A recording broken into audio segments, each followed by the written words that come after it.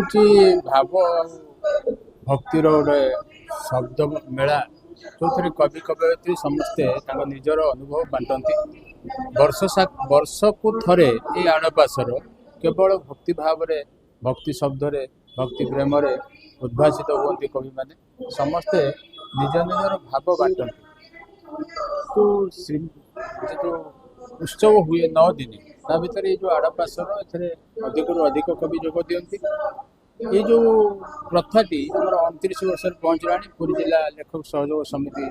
आनुकूल्य कार्यक्रम आज आम सहित विश्वमुक्ति साहित्य पत्रिका भुवनेश्वर भी सहयोग कर समय पर प्रसन्न पाठशाणी और अन्य कवि मैंने रक्षक नायक आसी पहुँचवार अच्छे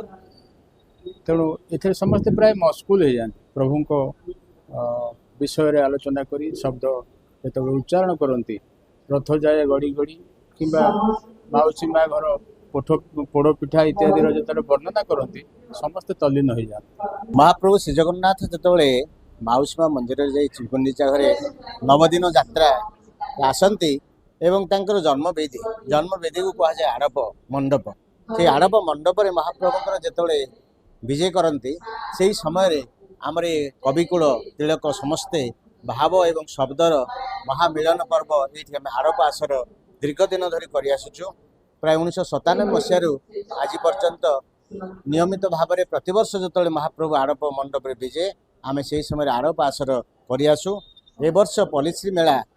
नहबा हेतु आम ये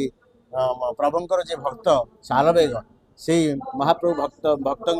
सालबेग समाधि पीठ में आज आम आड़प आसर अनुष्ठित करुचु यह एक कवि पुरी जिलार समस्त कवि कवयित्री मानक नहीं ये भाव एवं शब्दर महामिलन पर्व अनुष्ठित होता महाप्रभु कथा जो कवि माने भाव प्रकाश करती भाव को जो शब्द प्रकाश करते शब्द ब्रह्म आकार जो आसे से आखिर लुह धरी आसे तेणु से भक्ति भाव जो आड़प आसर आज समस्त कवि माने एकत्रित होती आनंद अनुभव कर महाप्रभु को अर्घ्य प्रार्थना अर्पण कर